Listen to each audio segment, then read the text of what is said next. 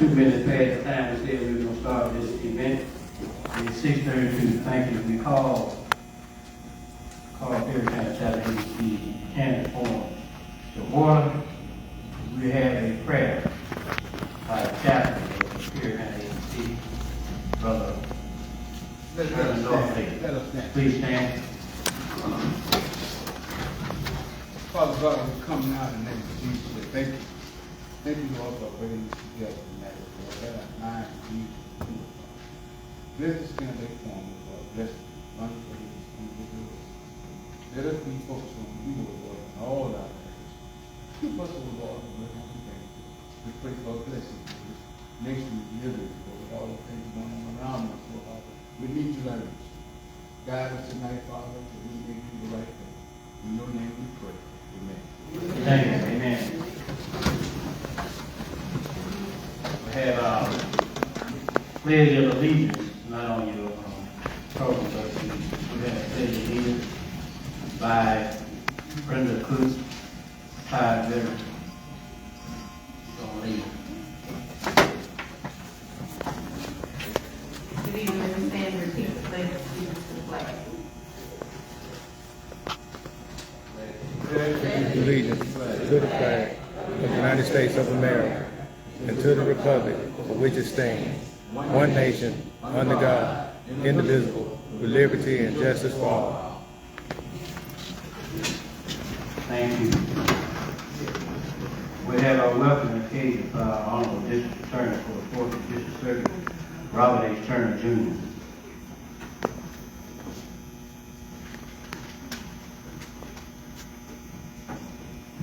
Good evening. On behalf of the Perry County chapter of the Alabama Democratic Conference, we welcome you to a candidates forum. One of the purposes of us having this forum is that we want to make sure we give all of our candidates that will be leading our county an opportunity to address its constituents and to also give the constituents an opportunity to see the representatives that will be elected to serve them.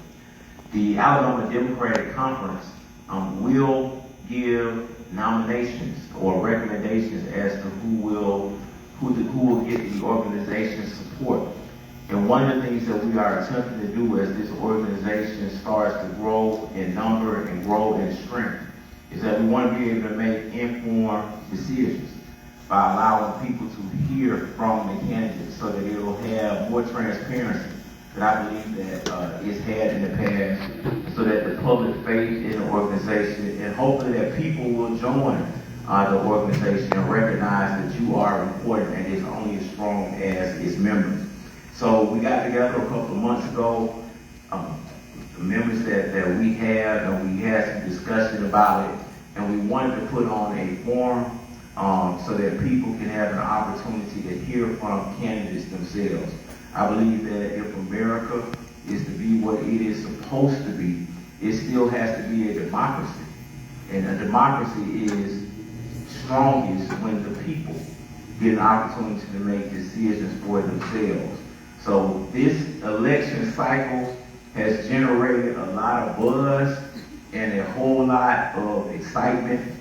And I believe that that's a good thing on one hand. But what we want to do as an organization is to see if that same buzz, that same excitement will filter out into the public and people will come out and listen and see the people that are running for office. So on behalf of Perry County Chapter of ABC, we are delighted to have you all here with us on tonight. And we want you to listen closely and make decisions based upon what you hear and see from the candidates that are here on tonight.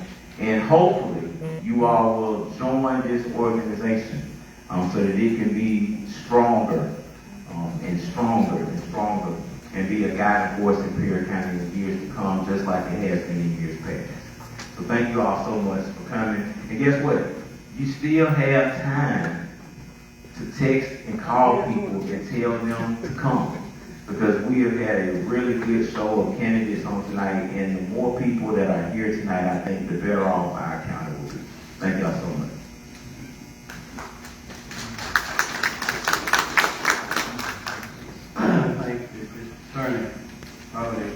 agreement for the welcoming occasion. Before I introduce the moderator, I should have given you some house call for the housekeeping. You may FaceTime, whatever. I'm not a Facebook person at all, but this is something we want the public to see and to be involved with. So if you have FaceTime, you want FaceTime, it's fine. I won't hold you in contempt.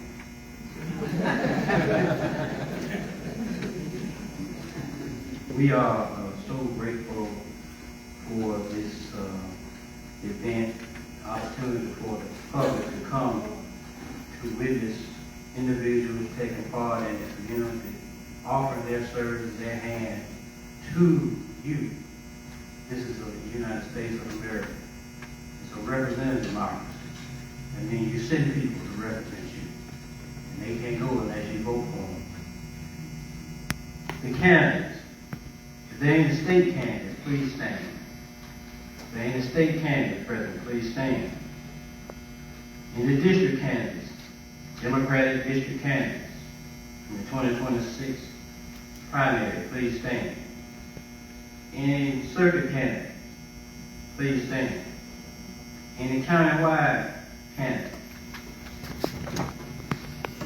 Here. Any countywide, there we go. If I do countywide and county districts, and everybody stood up. But if you are a candidate, Democratic candidate 2026 primary, please come into the jury box. That way the moderator will see you when you call. You won't be everybody just walking everywhere. Make sure the less than 12 y'all here. Now please come over here. That way keep a better inventory of everybody that's present. Any one of the Democratic candidates 2026 election, please come into the jury box. We welcome and thank each and one of you for your presence and for your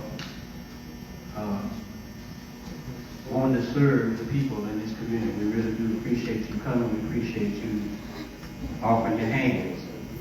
I have a pleasure to introduce the moderator of this forum today, tonight.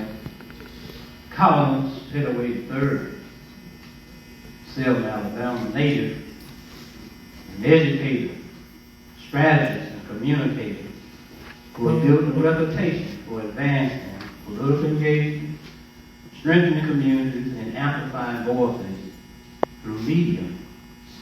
A two-time graduate of the Alabama A&M University in Huntsville, he holds degrees in political science and communication studies, and has completed advanced leadership training through the James W. Wright Leadership Development Institute and Delta Regional Authority's Delta Leadership Institute Executive Academy. His work has been recognized by national and regional outlets, including the New York Times, the Associated Press, and his writings have appeared in publications such as The Guardian and the Montgomery Advertiser. In his service to his community, he leads as the boss of the Omega Chi chapter of Omega Psi Phi Fraternity Incorporated, serves as the chairman of the Dallas County Democratic Executive Committee. He's the past president of the Selma Rotary Club and contributes to numerous civic, fraternal, and faith-based organizations. He's a member, faithful member of Ebenezer Missionary Baptist Church in Selma, where he serves as an ordained deacon and ministry leader. Through every role he holds, Mr. Pettaway remains committed to service, leadership, and the continued progress of the Selma community. We have asked him, and he has so graciously accepted. He comes to you tonight as the moderator, independent, fair-minded. He ain't got a dog in the fight. He ain't got a dog in the fight. Chip off the block. I think his father did a walk. Very, very intelligent individual. We're so grateful. My practice. So grateful for Collins Pettaway, the third president tonight. I introduce you, please give him a warm, warm welcome. Warm welcome.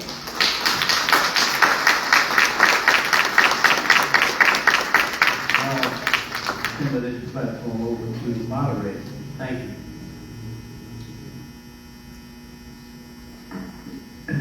Good evening, everybody. On behalf of the Perry County chapter of the Alabama Democratic Conference, I want to welcome each and every one of you on tonight's candidate forum, and thank you all for taking the time to be present, to stay informed, and to be engaged in the future of your county, which is Perry County. We also want to extend a gracious, sincere thank you to all of the candidates who took the time to accept their responsibility to step forward and offer themselves for public service.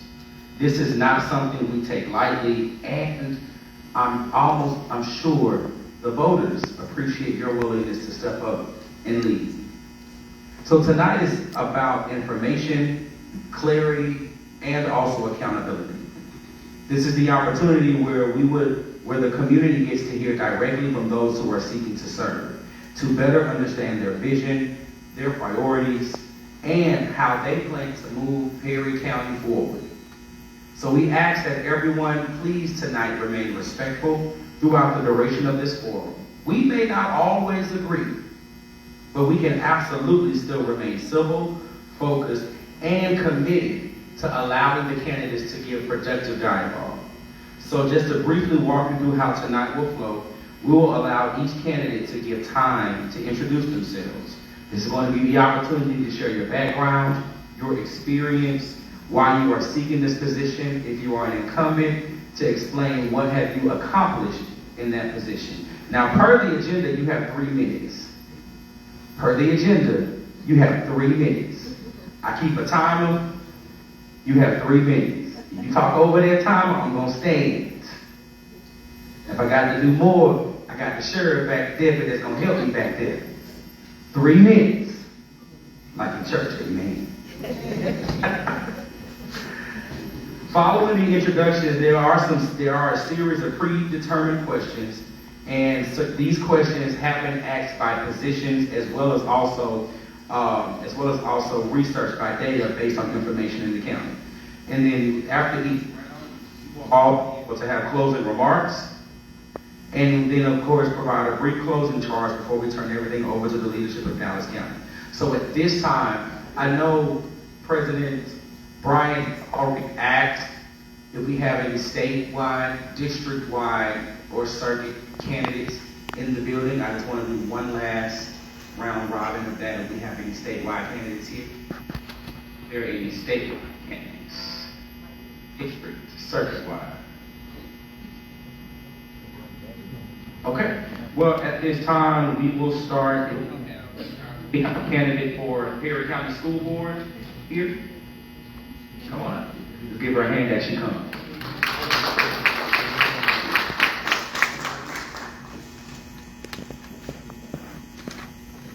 Good evening. Good evening.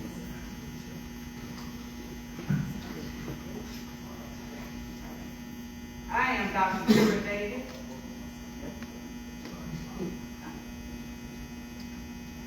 Well, I got you. I would say that you don't want her. So at this time, you have 3 minutes to introduce yourself, let everyone know about your platform, who you are, and of course, your investment in this position. Now you can begin. Yes, ma'am. Good evening. Again, I am Dr. Vera Davis, a long-life citizen of Uniontown, Alabama. I'm a product of R.C. Hatch High School. I am seeking re-election to the Perry County Board of Education, District 5, based again on fact, not fiction. My educational background includes, I received my LPN, Associate Degree of Nursing from Wallace Community College, Selma. Also an Associate Degree in Business Administration from Selma University. Bachelor Degree of Nursing from AUM in Montgomery. My Master's and Doctor of Nursing Practice from Troy University, Troy, Alabama. I'm currently a professor at Tuskegee University, adjunct professor at South University in Montgomery and Wallace Community College. My prior work history includes I formerly worked with the Alabama Department of Public Health, State Home Care Director, first African American female to be in that position.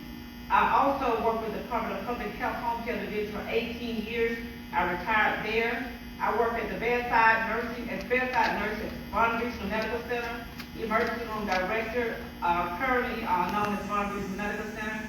And again, like I said, I'm currently teaching at Tuskegee, Wallace Community College, and also South University Montgomery.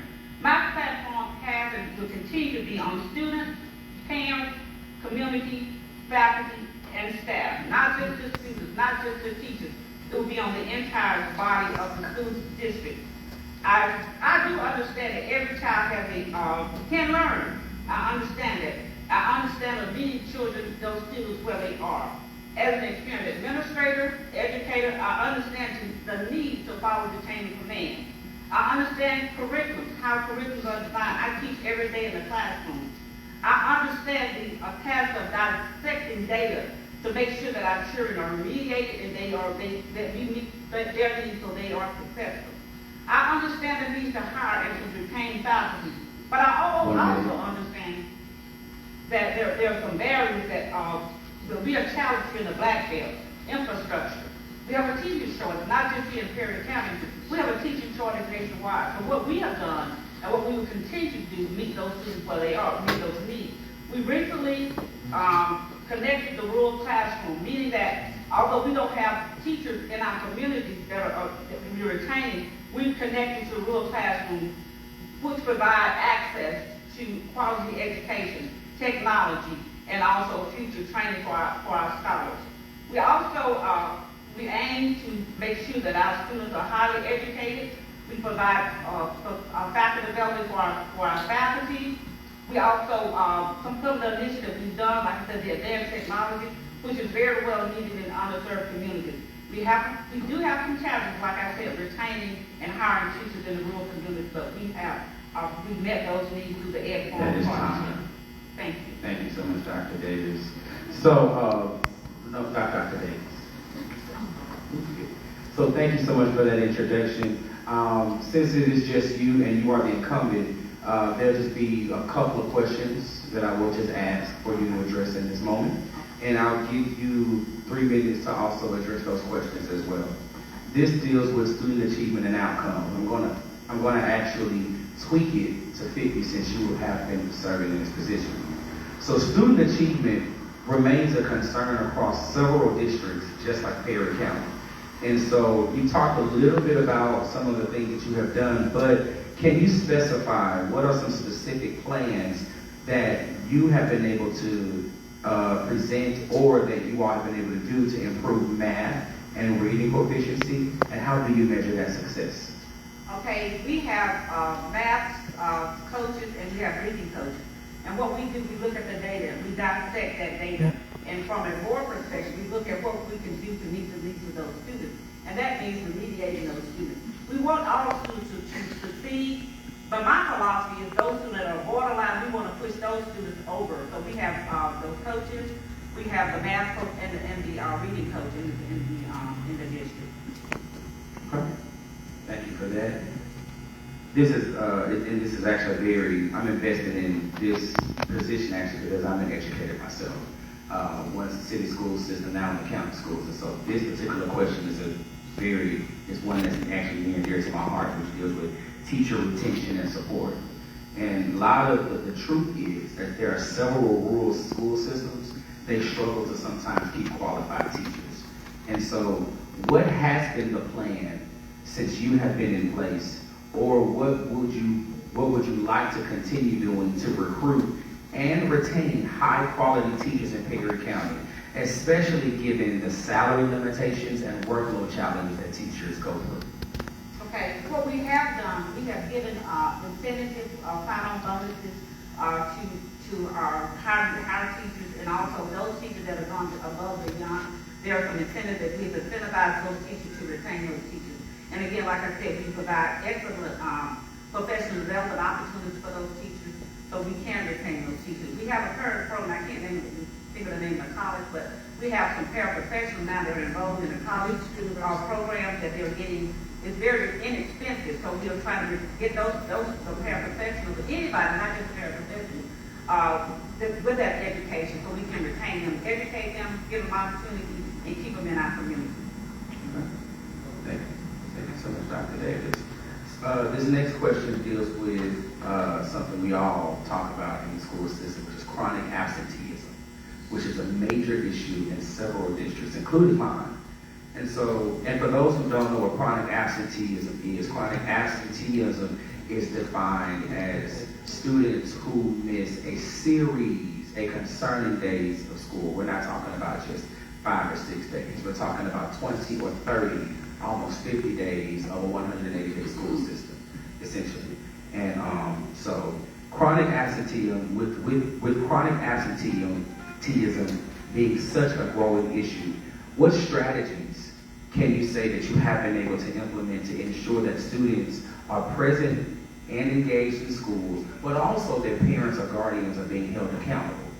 Okay, basically when I came on board, there was a chronic issue with absenteeism. So what we've done, we hired a truancy officer that went out in the community. He networked with the parents to make sure, trying to determine where those kids are. And another thing that I discovered when I was when I first got on the board, it was a way that those students were coded. If they were absent, they were late, tardy, there's a way you can go into the system and correct that. And so what we realized that we fixed that. So now you can go back in and recode them so they won't be counted as absent. Okay. Thank you so much for that. To get into the budget and resource allocations. So typically in rural school systems, funding is very, very limited. And especially now coming into 2026, 2027, we're stepping into a year where American Rescue Plan funds are leaving, as well as other funds, and federal dollars are being cut short. So with limited funding, knowing that every dollar matters, what has been, or what would you consider your top 3 budget priorities? And what would you be willing to cut or even reallocate to support some of those priorities? Good question. Basically, we do know that funding is an issue, particularly in the rural communities, because we do get local funding from Avalon taxes. It is based on the poverty taxes. So what we've done, we have an excellent grant writer that has gotten certain funding, and also we can collaborate and communicate with our constituents, our senators and representatives. So we've got funding from those sources. Just recently, we have a need to put a top on our cafeteria, so we've been promising funding to do that. So I wouldn't cut anything that was tied to direct achievement education. We would look at some other avenues to cut, but to anything that would impact or impede educating our children, I would not be for that. Thank you so much for that. I want to now jump into school safety, which is something that, of course, we all have to deal with as well. So just beyond security measures, beyond just a security guard, metal detector, what has been the plan? What has there been a plan within the district? And if not, what would be a plan to truly create a safe and supportive school environment that addresses student behavior, mental health, and also conflict resolution? This was a very important one. I had to pull the student off of a fight today. So how would you address that? Okay, for safety issues, I'm going to address that first. I feel like our safety comes first for our kids. So basically, what I would do, we have cameras in our school. That's something we have not had. We have secure lock doors. We have intercom systems, so we can kind of direct, even though the superintendent consider her desk in the system. And as far as mental health, I'm glad you asked that question. I'm a mental health educator, and I believe in deeper. We have to find out what causes the problem. Until you can find out the root cause of the problem, you can't fix the problem. So a lot of times I see they're not bad kids. They may have conduct issues, but they just really want somebody to listen to them. So we have to be active listeners. And then again, like I said, try to determine what's causing the problem. Conduct issues going to be, but a lot of times kids just want somebody just to talk to. They struggle, regardless of what the issue may be. They may be, may not have anything to eat. They have the babies or whatever the case may be. So my belief is that we can dig in deeper into those kids, try to determine what their needs are. And so a lot of times when we do that, those conduct issues will sometimes be resolved. Thank you so much. I'm jumping now to workforce readiness. Typically, statistically rather, Perry County shows as one of the counties that are showing low workforce participation from student to the workforce. So what have you been able to measure to say that students who are graduating not just with a diploma, but they also have real skills that can lead to quality employment or even further education? Okay, we could look at the data. What we've done, again, we have those career ready courses that we get those students involved in. Everybody's not college students, and that's okay. But we do have career readiness programs. One of the programs that I was very instrumental in is getting the welding program in Uniontown. And also we have a state-of-the-art cosmetology program. So that's another strategy that we put into place. It's going to be a state-of-the-art program that we are about to open. Then at Ed Farm, as I was talking about, bringing that technology to the classroom, into the rural community. Okay. And this is a closing question for you. If re-elected, what is one measurable improvement that you may not have been able to do this term that you would be committed to delivering to Perry County students, parents, and the community if re-elected to another term? Okay, I'm glad you asked because we just redid our strategic plan. And in that plan, we were kind of slack on getting the community involved. So in that strategic plan, we're having countywide community events. We held the first one last year within Uniontown. We started in Uniontown and became the narrative. So my goal would be to be more engaged, getting the community more engaged into the schools, things that are going into the school system. So getting the community more involved. So that's a big part of our strategic plan. I got you.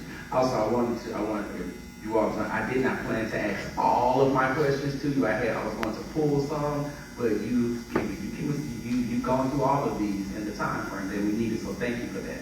And so I'm going to now give you about 2 minutes, and you can just, if you would, provide us just any closing remarks and appeal that you would like to make to the voters.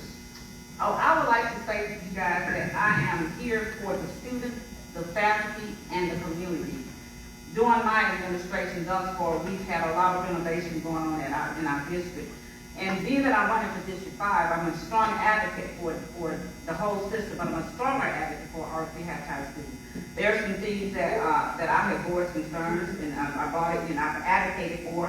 And one being that the welding program, as I said, we brought it to Uniontown, the cosmetology program, because before I got on the board, there were a lot of things that were happening at Francis. So I want to make sure we have equal opportunities at RC Hatch High School as well.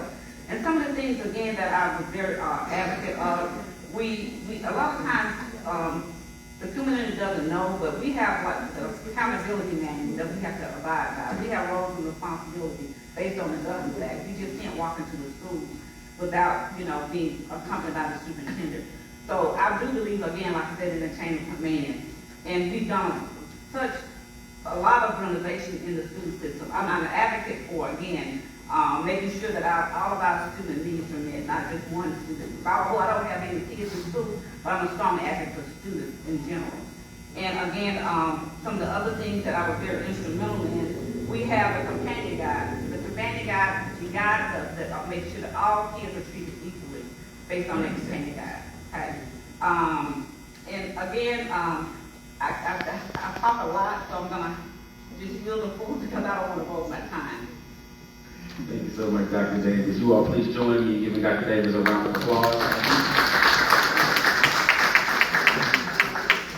Next, I would like to call up the 2 candidates that are running for Perry County Sheriff, Sheriff Worth Fikes and Robert Sykes. Please give them a hand as they come.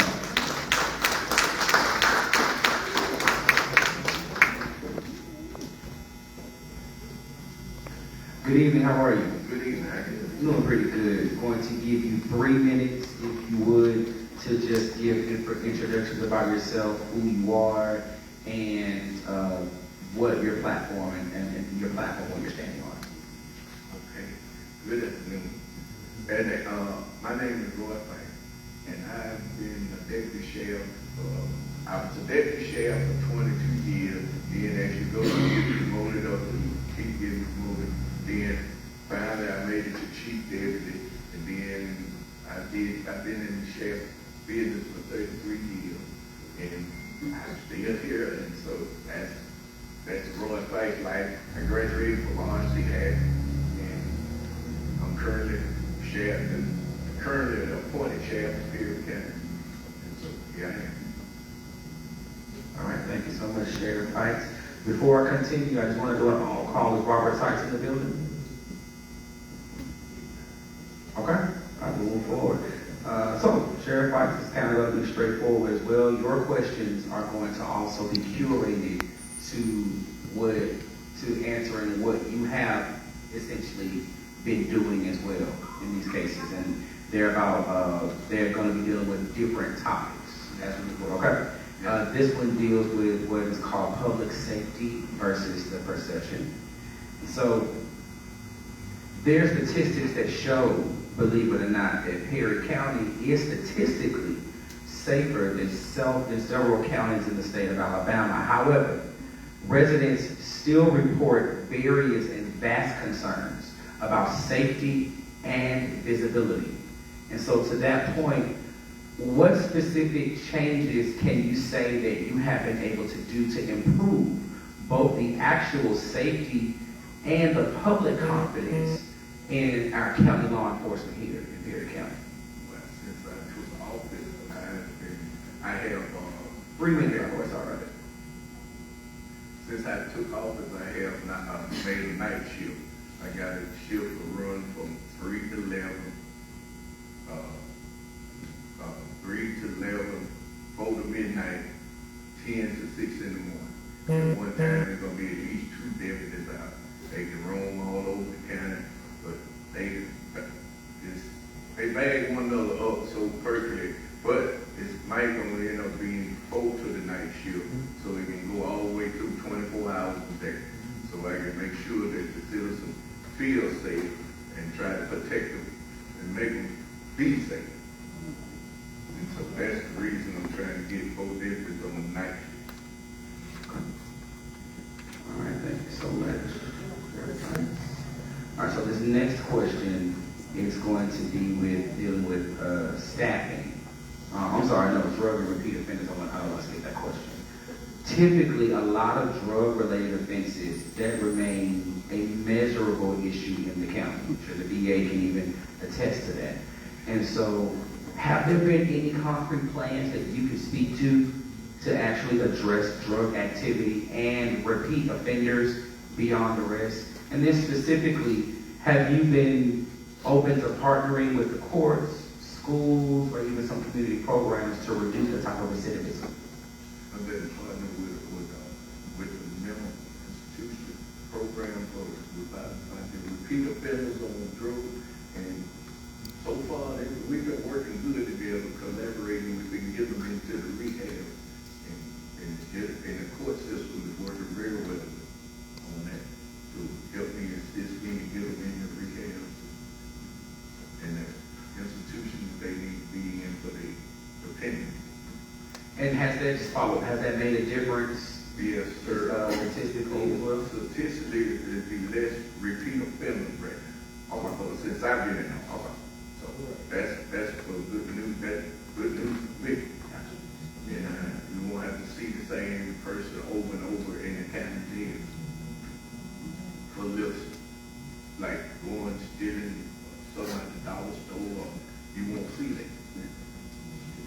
They went to the tennis thing. Gotcha. Thank you so much. So there are many counties, such as like Perry County, that typically sometimes struggle with staffing and sometimes coverage, especially to try to make it throughout the entire county.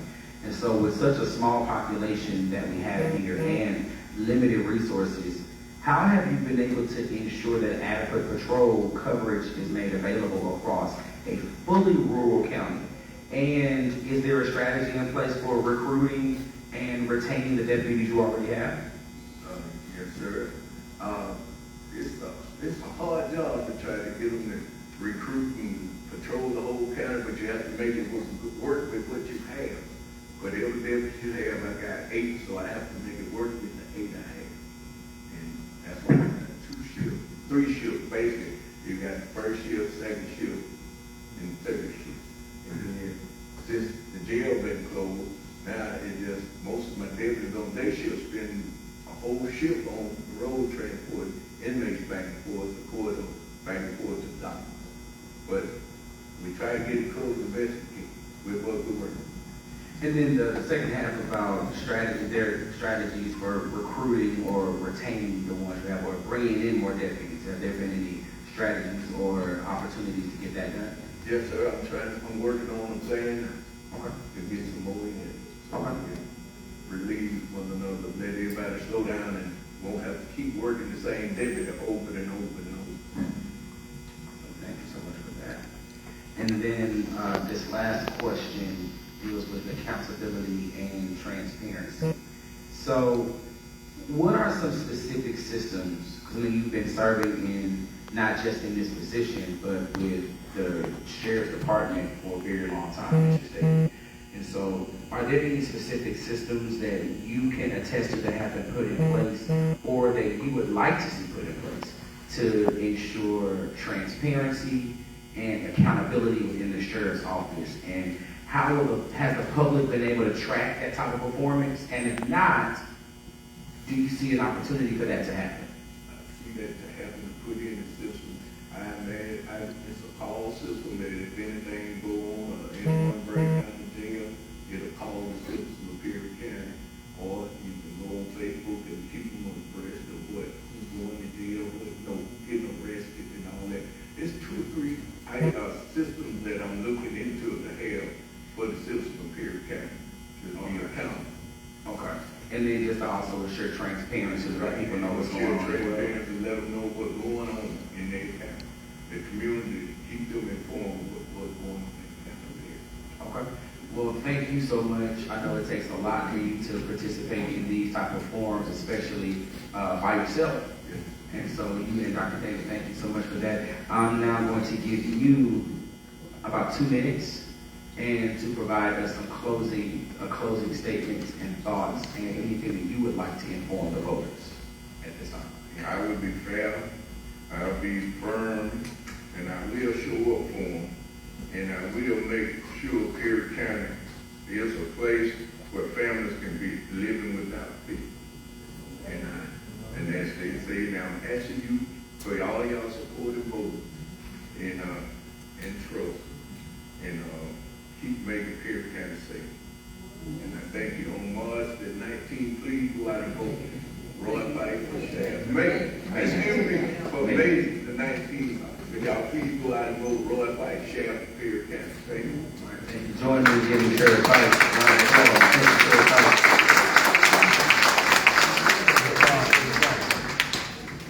All right, now we will get into our county commission candidates. We will start with County Commission District 1. I have Commissioner Howard Turner and Donald Bennett. Please give them a hand as they come.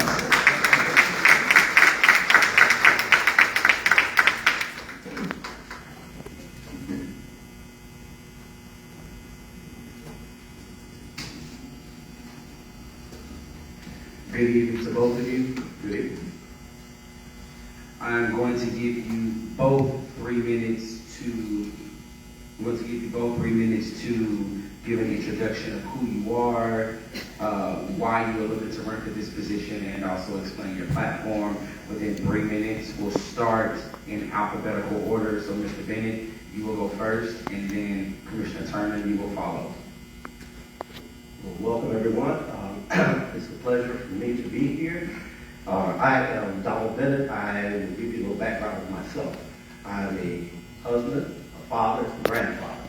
My wife is right over there. I've been married for 43 years.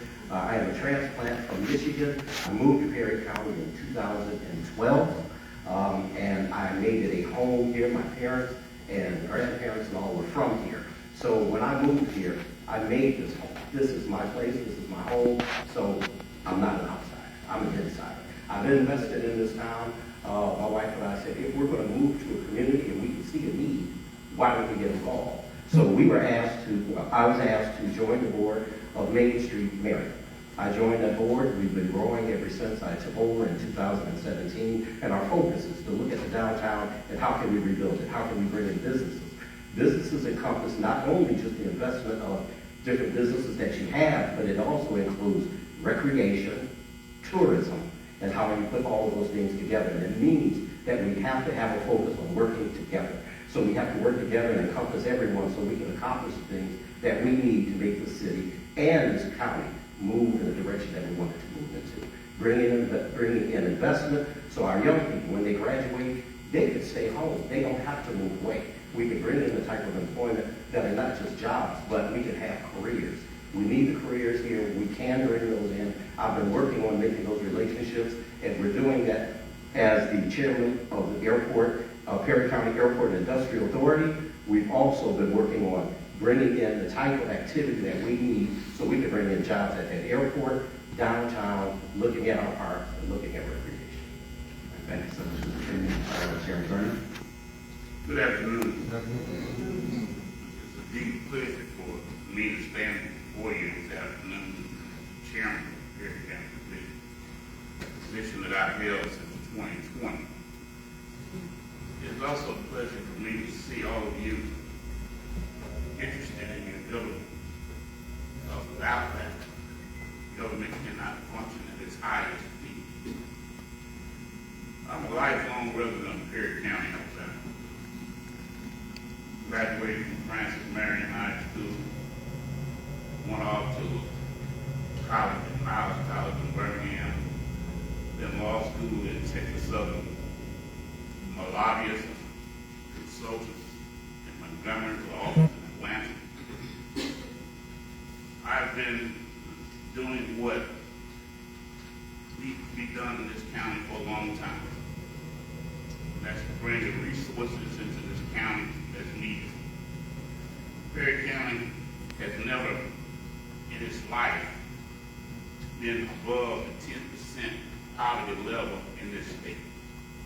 It's not just this administration, it's not the last administration before that. We've never rose above the 10% level. So because of design, infrastructure, and other things, Perry County has not had the economic boom that some other counties have had because they had infrastructure, they had air, they had rail, they had highways. But we didn't make any excuses. We didn't pack up and leave and go to another city or another state. We stayed right here, rolled up our sleeves, and began to work, and we've been working. Over $18 million have come into this county directly for my work over this last term of office. That's remarkable. You had over 100 jobs created, good paying jobs, landfill and a reentry center. We snagged one of the 2 reentry centers in the state of Alabama. That facility there is putting people back to work. I ask you all to understand one thing. People say, well, keep doing the same thing, we're going to keep getting the same results. Well, in 2010, average income for Perry County was $22,000. 2024, the average income was $37,000. That's growth. Those are the type of numbers that you look at to determine whether or not you want to go. Thank you. Thank you so much, Chair. Excellent. All right, so the way that the county commission questions are going to go, there are some broad questions that every single county commission candidate is going to be asked, but then per district, there are some questions you all will get that other commission officials will not get. And so we'll go to this question. So according to the United States Census Bureau, Perry County's poverty rate actually sits in between 29.8% to 32.8%. And in some cases, it may seem higher for children. And so what is one measurable economic initiative that you will lead, or in your case, Commissioner Turner, you have led within your district, and how will you be able to fund it? And we'll start with you, Commissioner Turner. The thing that I look at is the income. When you have county workers, every county worker works at the highway department that's in the purview of the county commission is above $15 an hour. That is something that only happened after 2020. I look at making sure that county employees, those persons that work for the government, are able to take care of their families. That pressurizes the private sector to come in and raise their rates. And that lifts all the boats up from the bottom. What we have to look at currently is that Perry County is moving up. When you look at unemployment, well, if you take the low of 2022, when we were at 3.7% unemployment, and we are right now at 5.1% unemployment, that's taken into account where Judson College closes. Let's take into account other economic drivers that cause the unemployment rate to decrease and cause poverty. Perry County is not as poor. We have over $300,000 in reserve right now. Never happened before. We have full employment. All our people working. Our deputies are making all over $20 an hour. Our courthouse staff all making over $15 an hour. All our highway departments are over $15 an hour. Our average income is $18 an hour for an employee for the county. Our average salary for an employee of the county is $37,650. These numbers are above what we have to give. They're right equal with what we have in Dallas. When you look at the industries that you have in Dallas County and the industries that we have here, you'll see that's a bad split. 1 minute. And in closing, you look at the fact that the relationships that we've built with existing industries, putting in over $800,000 in tech pack, over $2.5 million at the Arrowhead landfill for new crack, another 220,000 square foot building going up there. We are moving in the right direction.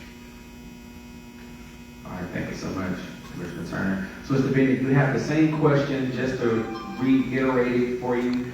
Perry County, according to the census, the United States Census Bureau, has a poverty rate that sits between 29.8% to 32.8%, and in some cases has been higher for children. So what is one measurable economic initiative that you would be willing to lead in your district within the first year, and how will you fund it?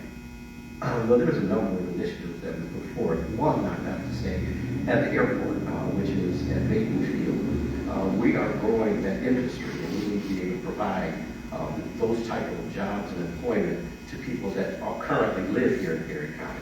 What we're doing is we've already started an initiative. We initially had taken over as chairman of the airport in 2020, November of 2020. They were in financial distress. We were $840,000 in debt with a local bank. We were $1.2 million in debt with some of the contractors. And because of some situations that occurred where the bank went in and just took the money, which was grant funding and not belonging to the authority, it set us in a position to where we had no funding to pay it. The grants weren't being funded. The contractors walked off the job, and they said, "You owe us the money," so they filed a lawsuit against us. We didn't have the money to pay them. We had meeting after meeting. We tried to resolve it. It didn't work. We filed a Chapter 9 bankruptcy. It backed up off enough to where we sat down and had conversation, negotiated out some deals, and currently the airport is solvent. Every contractor has been paid in full. We just recently have received funding from Senator Katie Britt, which was a $400,000 appropriation for the airfield. We have a $276,000 grant from our SEED grant, which is going toward economic investment to do an assessment of how we can bring in jobs. We're looking at making the airport a safety feeder airport, which means we can extend that runway from 6,377 feet to the 10,000-foot runway that it is, and we can bring in flights from other areas. That would constitute us building more hangar space and have an MRO. We're looking at other investment that create type of jobs at the airport that we can use. We have 485 acres that we can develop on that airfield and possibly a distribution center. We're talking to people and we're trying to reach out how we can bring those jobs here. With the jobs that we can have at the airport, that would feed your downtown redevelopment. So as the board president of Main Street Marion, the money we received from Innovate Alabama returned the old Nathan Harris building, which was sitting empty and dormant, and we renovated that building, and we have 20 computers in there. We have 1 gig of internet speed in that building, which we're training our local young people and seniors on digital banking, online banking, and we're providing skills for them, and we want to partner with our school system so we can provide that STEM technology. It can accommodate up to 1,000 computers at one time, and we have 20 of them in there currently, so we can give them the training that they need for the job that we anticipate bringing in to Perry County. Thank you so much, Mr. Bennett. So the next question deals with population. According to the Census Bureau, again, the county, Perry County, did lose almost a quarter of its population from the 2010 census during the 2020 decennial census. What would be your plan to stop the population decline and actually attract and retain residents, especially young families and working professionals? And Mr. Bennett, we'll start with you. Thank you very much. Well, that's a very important issue. There's no way that Perry County can rebound if you don't stop the exodus of young people leaving. So in order to keep them here, you must provide opportunity for them. Opportunities come with jobs. That's what we're trying to create. That's what we're putting in place to create. We've got a strategic plan. We received money from Delta Regional Authority to put together a strategic plan on how we can put those systems in place to retain our workforces and build on those workforces. As the economic developer for Perry County through Commerce Department, we're working very closely with them to determine what type of industries need to come into rural areas, because this has gone on too long and has been ignored. Some of the things, when we start talking about $15 an hour, that is not going to retain a family.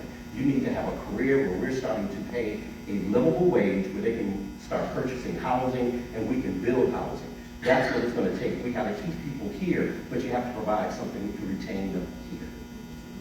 Thank you so much. Chairman Turner, you have the same question, and I'll ask the same question, but I'll revamp it because you are the incumbent. So, according to the United States Census Bureau, Perry County did lose close to a quarter of its population since 2010 census during the 2020 decennial census.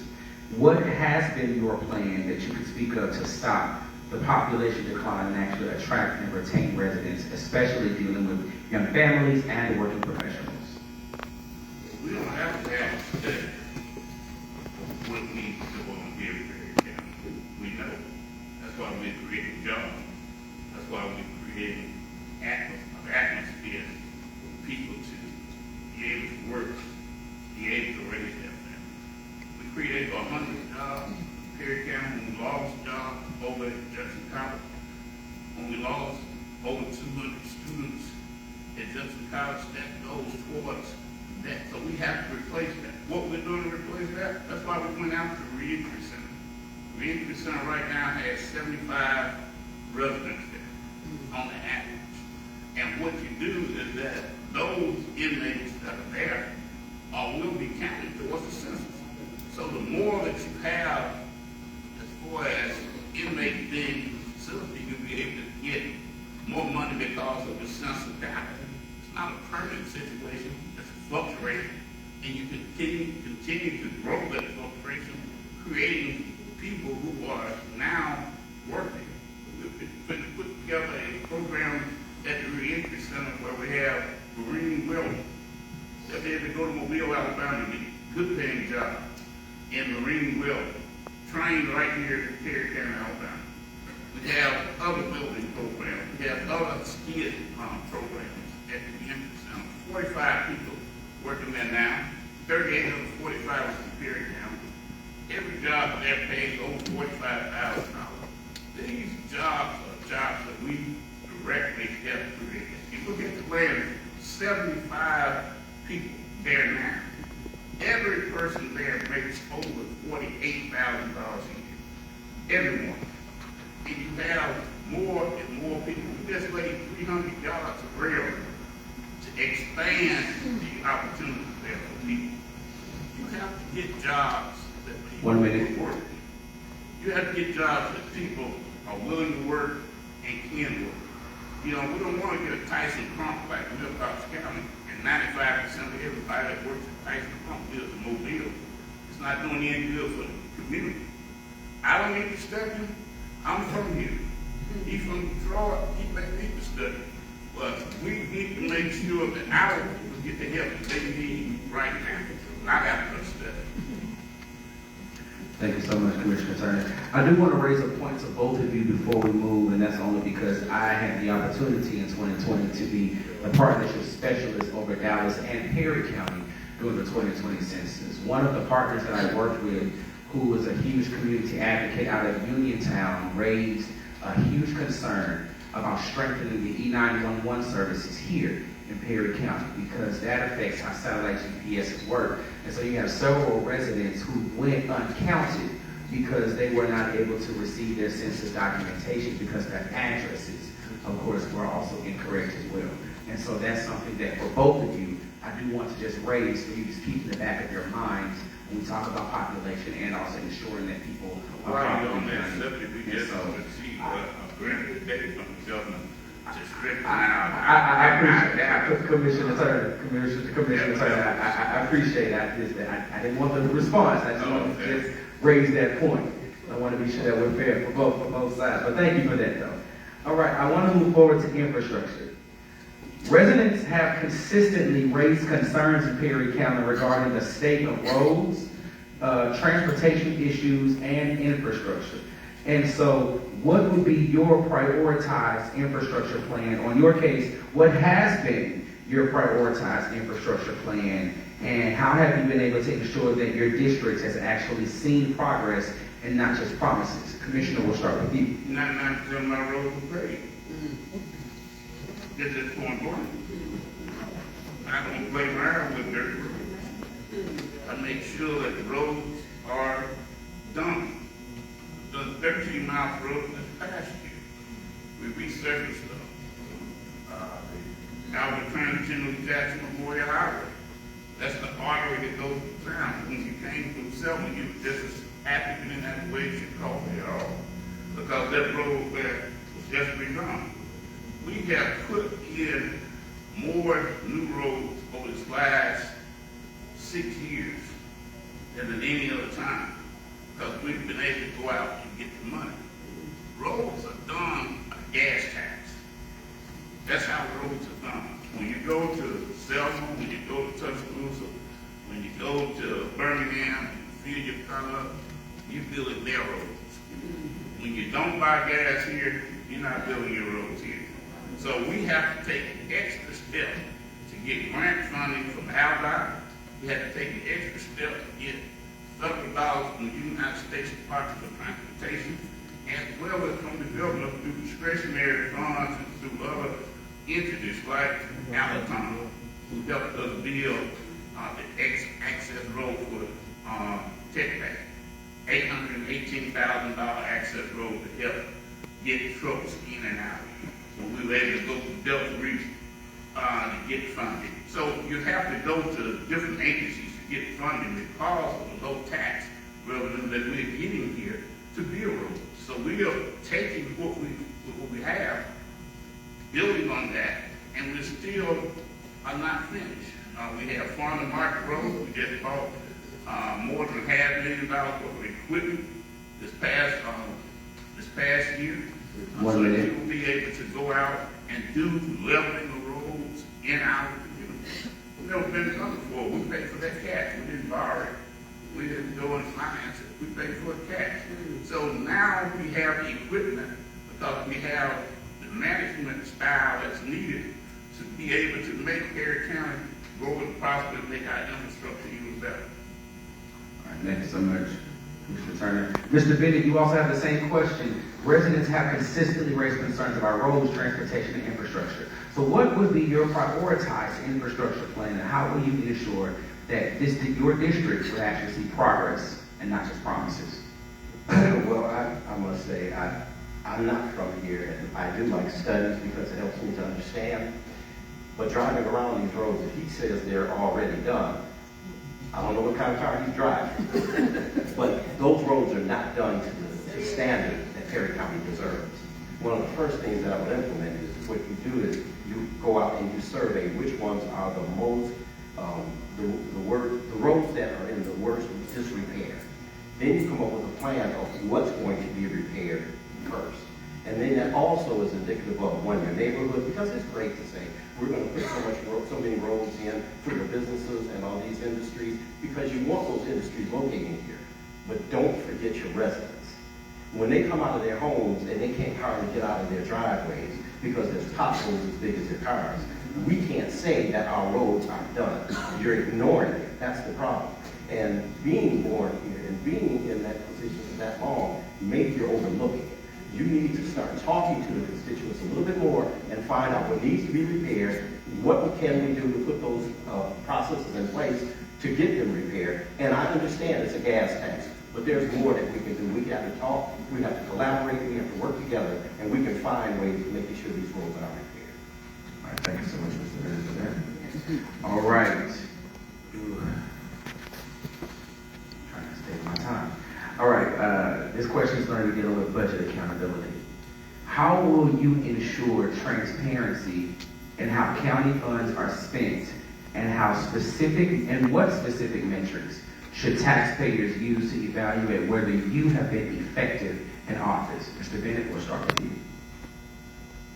First thing you need to do to make sure it's transparent is put all the information online. Make it easily accessible. People will be able to they can look online and find out what has been spent, what is coming in, and you can track the money. If everyone can look at what's coming in and where it's going, then you don't have to worry about if somebody's saying, where did the money go?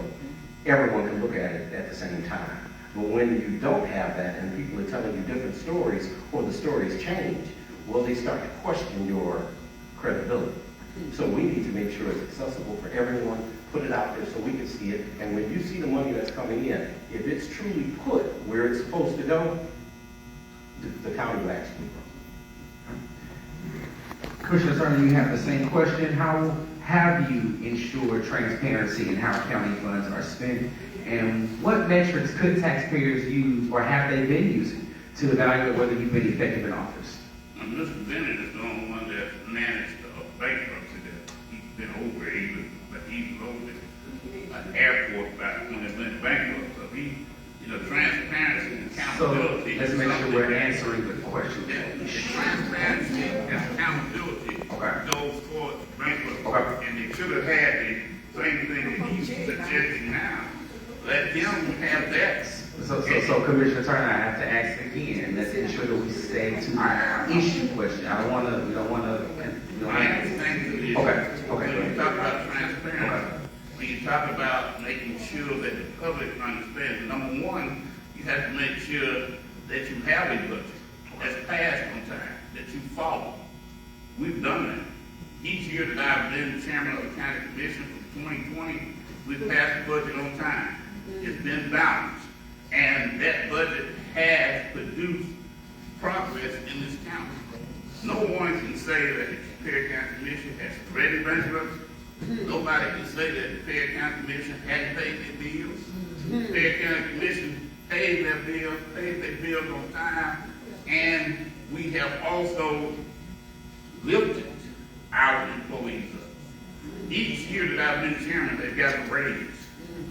Each year. No one that works for the county commission can say that they didn't get a raise over the last 6 years that they've been here. They can't say that. We've been crumbling. Right now, we put a monthly statement up where our monthly expenditures are on the website. You can go to the website and see what we got coming in, what goes out. You can see that. You can see the budget online. Do you understand the budget? Maybe a little issue. Maybe you need to have a course of that. But the budget is online for them to see. We passed the budget in public. We don't pass the budget behind closed doors. Give 1 minute. We also negotiate to make sure that all things are covered. This is the first time that we've had money for indigent services. But we put over $50,000 in to help our seniors and our disabled people tackle these wild utility bills that are coming from the Public Service Commission in Alabama Power. We did that. We expanded money out to our community partners like our nonprofits to help them help our people. So we have been accountable and we've been resourceful.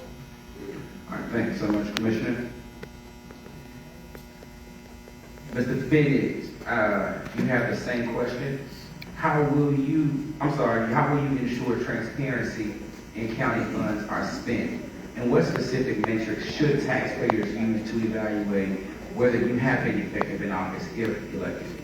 I did answer that question. So you didn't answer the question? But that's fine. Oh, well, no. If you answered it, that's fine. My brain is going. I had to referee for a minute, Commissioner. So my brain is, excuse me. I have a new question. This is the last question. I want to get to the closing question because I want to get the other candidates in as well. In your opinion, what is the biggest unmet need in District 1 right now, and why has it not been addressed yet? You answered the last question last. You'll go first in this question, Commissioner. The biggest unmet need in District 1, I don't see a lot of needs in District 1 that has been taken. I think one thing that I would look at is housing. Is that we are going to have a robust housing program in our next term. We're looking at property now. We are talking with property owners now to be able to develop the housing subdivision right here in town. That will help through our housing program that we're talking with Bernard down in Selma. That's very helpful with us. We're looking at making sure that we can bring that housing here. We received a grant not too long ago on housing in Union County area where 24 houses will be erected. That program, that will metamorphose itself into the program that we're going to do here in Perry County, in Marion, Alabama, right here in the city of Liberty. So one of the biggest needs I see is housing, and I want to address that in this next term of office where I will robustly go after more housing for our residents to have comfortable living spaces. You know, $700 a month for rent. We just tackled a housing issue here at Marion Garden when people were threatened to be thrown out of their apartments. We provided that assistance, stabilized that situation. Now we're going to be able to take those people and others in our community who would like to live in District 1 to have an opportunity to do a house and have their own home. We've helped with the self-housing. Self-help housing through sowing seeds of hope. We've funded that program every year that they've been there. We provide land for some residents. Most of the houses are in District 1, and that's by design. Because when we go out and help bring resources in, we want to make sure that the people in District 1 see those resources coming. Thank you so much, Commissioner. Mr. Bennett, you also have the same closing question. What is the biggest unmet need, in your opinion, that District 1 needs right now, and why has it not been addressed yet? Road infrastructure. One, because as the current commissioner has said, he doesn't see it as an issue. All the roads have been paved, but it needs to be addressed. Secondly, he was spot on when he's talking about housing. One of the things when you start talking about development issues, you need to be specific. What areas are you talking? You said you talk to people, but what areas are we looking to put the housing? Who have we talked to? How is that going to be accomplished? One of the things that I've already done is at the airport, we also have a Marion Airport. It's 27 acres. We have a brownfield grant assessment being done on that property to determine what type of cleanup needs to be done so we can do a housing development project there. We're anticipating jobs influxing into our area, not only the county, but cities as well. We're looking at plans of how to rebuild in Uniontown. We should be working, not only just the city, but the county as well, working with them in partnership. How can they get a grocery store? How can they rebuild their downtown? It has to be a collaboration and partnership. If you're ignoring those partnerships, you're going to have what you have currently. And it's not going to get any better until you start addressing some of the real problems. But in order to do that, you have to be able to sit down, negotiate, talk it out, and bring in other outside investors. One of the things, public-private partnerships, all the communities around us have those. We don't do that because one of the things that I will say, as a leader and chairman of Perry County Airport Industrial Authority, I will run from filing a bankruptcy. When something goes wrong as a leader, you take that on and you take that responsibility. But when something works well, then you pass that on and say, our team, we accomplished those things. Our team, we accomplished getting out of it, and we didn't have to stay in the bankruptcy. We filed it as a protection so we could negotiate. Once we had done so, because they were threatening to take the airport, that did not happen. We own the airport, it's strong and solvent, and now it's going to be a potential for jobs and growth at the airfield, and it's happening. As a matter of fact, I have a meeting with Aldott Aeronautics tomorrow, and we're going to be talking about how we can start utilizing the funds that we need to build that airfield. And they are very interested in what we've done. There's a base point of 10 based aircraft. We were able to accomplish that so we could start looking at development and bringing in the type of jobs that we need to build careers. People who are looking just for a job at $15 an hour, $20 an hour anymore. We need to make sure we have career building employment here that will give them the benefits that they need as well as the dollars. Thank you so much, Mr. Bennett. We have now come to our closing statement. You all will have 2 minutes to provide a closing statement. Just Mr. Bennett, you went first on our opening statement. Commissioner Carson, you go first for our closing statement. Thank you.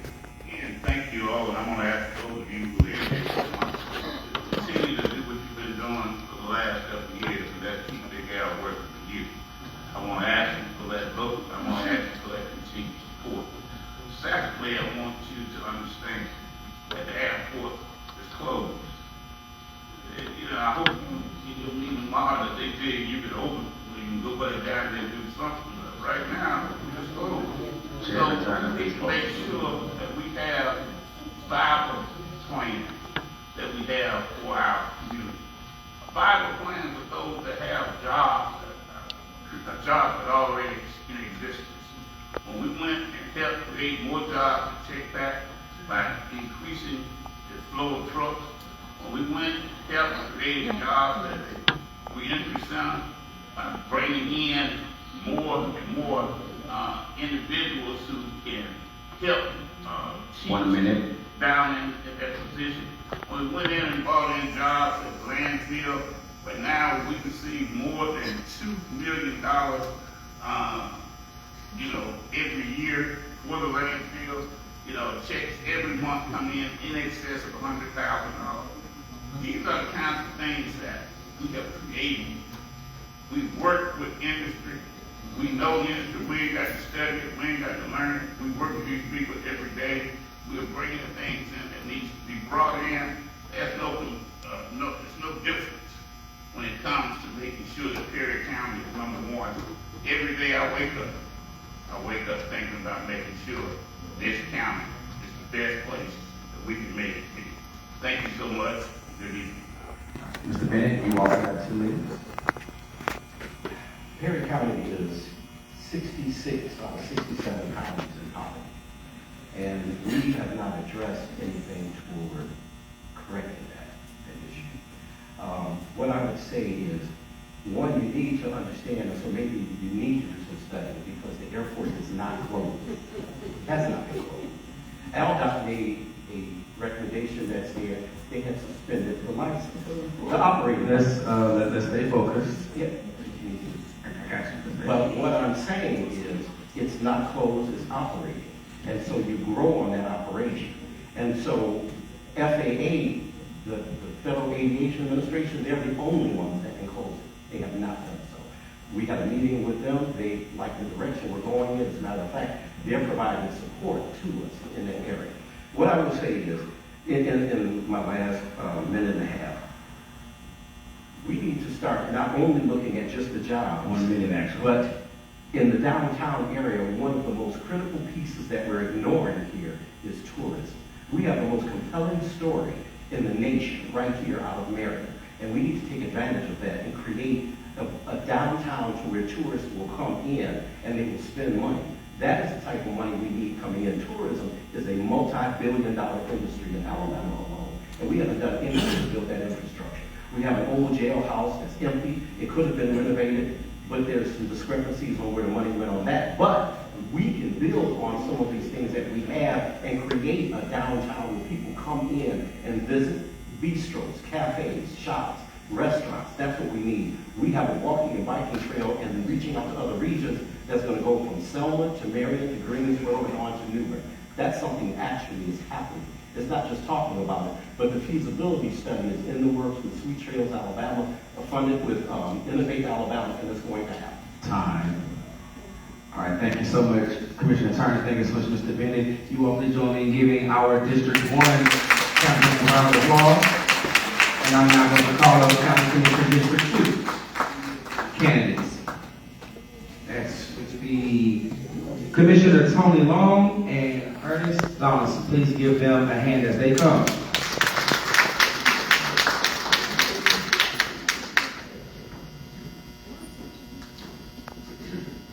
Election season is always fun. All right, I'm going to, good evening first. Good evening to both of you. Afternoon, evening, all that good stuff. I will give you 3 minutes to introduce, you'll have 3 minutes to each introduce yourselves, your platform, why you are running, and we'll go ahead and we'll start. And of course, I have to order. Mr. Donaldson, you will go first, followed by Commissioner Long. My name is Ernest Donaldson. I'm a Christian first, a preacher. I'm a husband, grandfather, father, and also I'm a hard worker. I've been on my own since grade 15. Joined the military in 1983, went off for 20 years. During that 20 years, I was soldier to get a swipe from Macon, Georgia recruiting company. And I'm taught full-time army.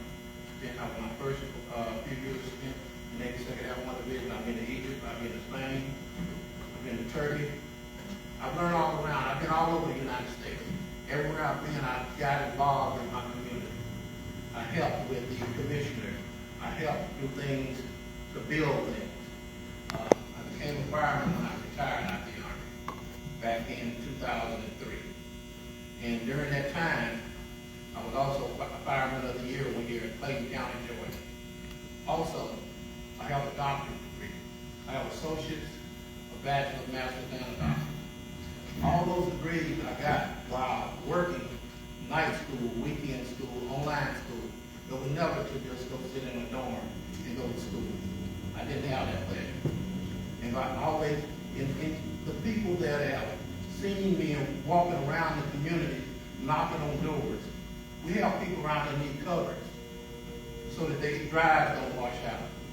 They can't afford it. Maybe we can pitch in and help. And that's what I'm all about. All about helping those that don't have. In the military, we help those that don't have. We don't talk about it. We be about it. Be, know, do. Be about it, learn about it, and do it. And don't just talk. And sometimes people do say, if you keep the definition of insanity, and this is true, I don't care what nobody says. 1 minute. If you keep doing the same thing, looking for a different result, you're going to get the same result. So, you can take it for what it's worth. If you get me, you got loyalty, discipline, respect, selfless service, honor, integrity, and personal courage. Thank you so much, Mr. Donaldson. Commissioner Long. Good afternoon, the great people of Perry County. I think everyone of y'all know me, you know my record. When I became commissioner, I promised great things. I promised to pay 45, and we work for the other commissioners, we pay 45. So you have a straight shot to the hospital when you're sick. I promised a strong ambulance service, and we got the best ambulance service, the new ambulances that Perry County has ever had. And I worked hard with other commissioners. I'm not taking credit for myself, but other commissioners do.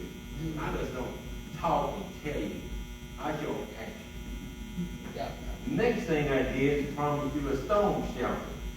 Perry said, man, he never had a stone shelter, you got one now. I just didn't talk about it, I make sure you got it. If I get rid of next, I'm gonna make sure we have animal control person that we need so very bad in Perry County. When I was mayor, we never had a water problem. The fruit in the good. You had the trash picked up on time. You had the meals picked up on time. You had to clean the city. You work with what you got, and you do the best with what you got. You can't go out and say, we need this, we need, the Lord gave you this to work with, and you work with it, and you do the best you can. And you respect, I think everybody can say I respect people. Some don't respect me, but that's okay too. I am a Christian. I've been in Perry County over 60 years. And I think I've been in business for 60 years. Going to business. Grocery store business, furniture business. So I think everybody knows me, know what I'm capable of doing. And I will do it if you give me a little chance to be your Christian. Thank you so much, Commissioner Long. Same format will apply. There are a few general questions, but then of course there's one specific question that will be specific to your district. Commissioner, we'll start with you, Commissioner Long, to answer this question. So according to the United States Census Bureau, Perry County has held a poverty rate that sits between 29.8% to 32.8%, and in some cases even higher for children. What has been one measurable economic initiative that you have been able to lead within your district, and how were you able to fund it? Well, we had Demonsville, and they were in need of roads to get the trucks in. And I worked with other commissioners. They were in the process of leaving. Now, they ain't forward with many people. So I worked hard with other commissioners to get that truck lane in there where it would stay and be satisfied. The landfill, some people say a landfill, or we don't want it. Well, it creates a lot of jobs. It creates a lot of money. County employs a lot of people, and they're well-paid jobs. They're not working a minimum wage. And the sheriff department. So, if there's so many jobs you gonna get in a county this size, we need to work together. And people real. Don't go rocket behind. And when you work for real, good things may happen. You can get some increase in real. We at the process right now, we can't really speak about it right now, but Justice College is fixing to have a good news in the next few days, and I was thinking next few weeks. And so we are in the process to improve and get some jobs here. But we've got to work together. I don't have any kids. I don't have one. I don't have a special interest group trying to pick me up and back me. I back myself. That's who I am. But I am working with the others. See, one commission can't do it all. And some people criticize, well, you working with so-and-so. You got to work with a whole commission. Is a body of people. You got 5 people. They got to work together to move Perry County forward. And when you have 5 people on the same page, on the same track, it's going to move. But you can't have one this way, and one this way, and one some kind of way. Now, I'm just being for real. I'm not using big words and all that. I'm just giving everything right. We all got to get on here on the same thing and work together. And Perry County can get some better jobs. We won't ever be a Birmingham, but we don't want to be a Birmingham. We want to be a quiet, safe little town that we can go to church and, and have a good, safe life. Thank you, Commissioner Long. Donaldson, you have the same question. Perry County's poverty rate, according to the Census Bureau, exceeds 29.8% to 32.8%. What is the measurable economic initiative that you would lead within your district within the first year, and how would you fund it? First of all, I think we need to make our town appealing to the organizations who want to come in. We got to do something about our appearance when we first come in, the roads. We got to do something about our downtown. And you do that by the county working with the city, the county working with the school board, the county working with the sewer system. And we all come together and we do something as a whole. All the players that be, the people at the head, we sit down together, we have a civil discussion. Because we can agree to disagree when it's all over. You don't sit there and be almost just about each other's throats by fighting. So what we gotta do is we gotta sit down and we gotta clean up. To ask someone to come in here, to bring an organization in here, you gotta make it appealing. If not, our young people will continue to leave. They're gonna continue to get us out of here. One county I was in, I worked with the commission in Singleton, in Clayton County. We built community centers. We had community centers that the citizens would pay about. Right now they're paying $15 a year. And then people say, we don't have the money. Delta Regional Authority, I work at MMI currently. I'm in charge of the Leadership Club, the Honor Society, no Ryan Cheese still. Tomorrow morning at 10 o'clock, they will be there. They bought our fire truck. They pay millions of dollars in equipment for us through grants. And my guys that I train will be the ones sitting down with the leaders to be at the college. So there's other ways to get money to do all these things. We gotta reach out. But first of all, you gotta go out to get it. You got professional ball players, team owners, looking for write-offs. We're not asking for none of that money, but I bet you other people are. I got a house in Atlanta. My grown children live there. I have no desire to go back and live there. I grew up South Alabama. 1 minute. So I want to be one of those people to take that letter to some of those professional ball players. But I played semi-pro ball for 2 years.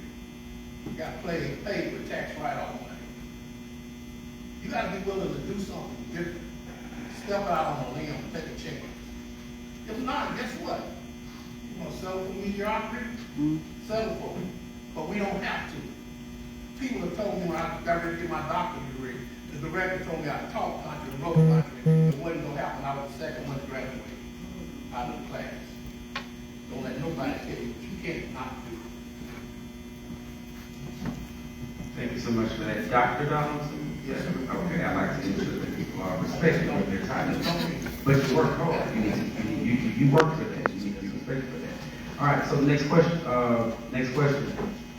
With less than 40%, well, labor force participation is denoted in the Census Bureau as under 40%. So with less than 40% of residents participating in the labor force, what partnerships or policies will you pursue to increase employment and workforce participation in your district? Dr. Thomas. Yes, sir. First of all, I believe we need to start talking with our young people at school. I went out and actually did presentations at the high school here. And we got to let them know that you can do these other things. You can achieve these other things. Like I said, don't let nobody tell you can't. Because the school board does all they can do, but they need the parents too. And again, talking about the school board, when I was in Clayton County, Georgia, we had the DADS program. When the dads went out, we stood in the hallway, stood at the college, at the high school, and made sure things didn't happen. And then what we did was we brought the young men and women in, sit down and talk to them and tell them the consequences of out there playing a grown-up game, which is getting pregnant, having babies and things. And I remember when they did the welding, they had the welding skills program. When all that comes, you got to present it to them. You got to encourage them to go for it. Because sometimes at college we see where we don't encourage our young people to take chances. Because we want them to get a job down and check back and help us pay our bills. I know that's ugly to say, but the truth is the truth, but I sit there and heard it in my own mouth. We got to encourage the young people to get jobs. Because even though I had been on my own for a while, when I joined Norton, I made an allotment out to my mother. The first thing I did was made an allotment out for her so she could get a check every month. And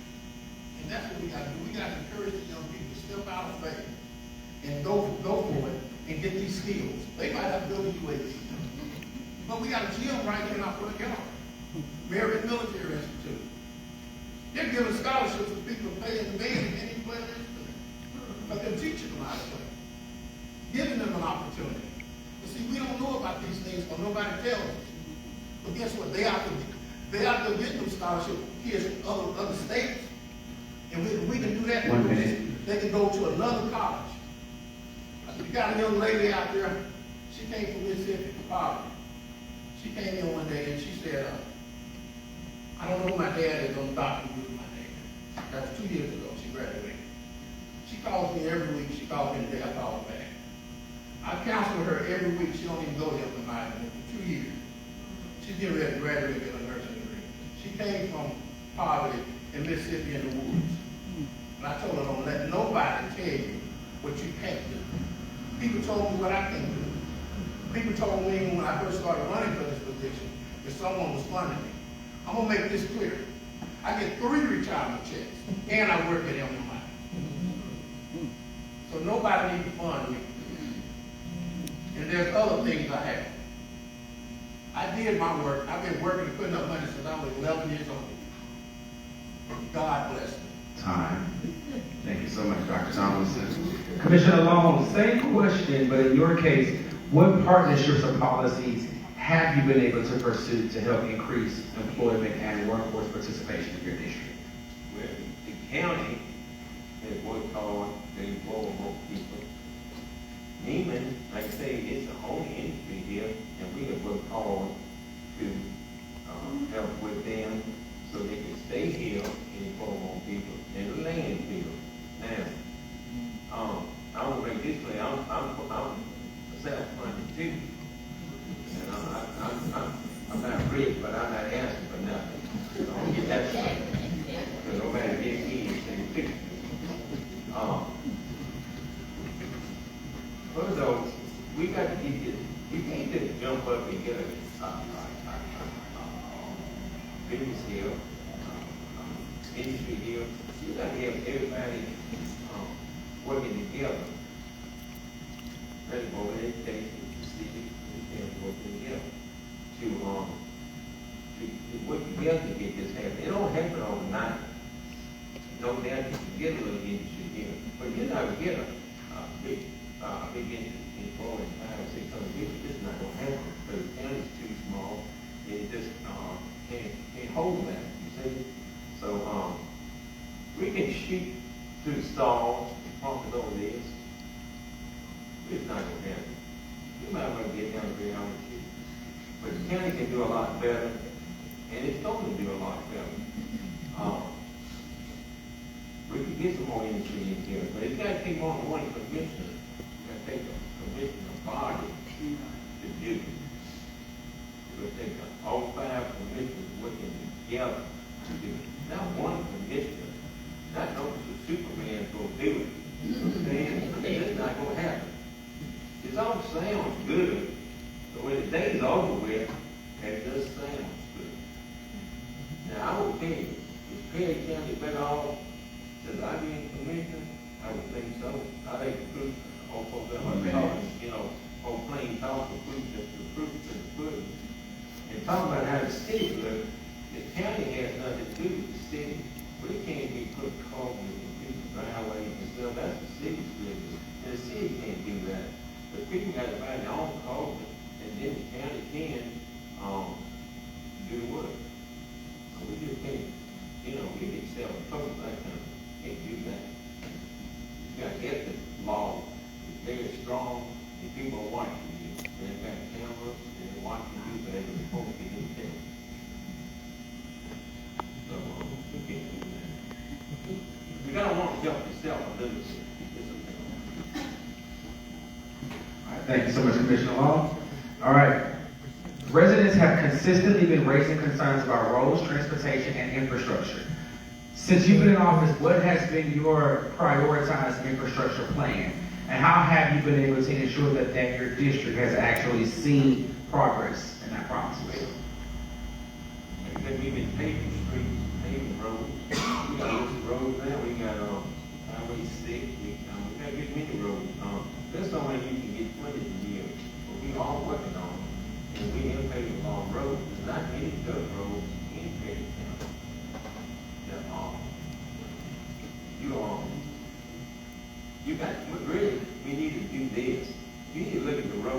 travel the most in the most important road, and do it then. Then you can come down here.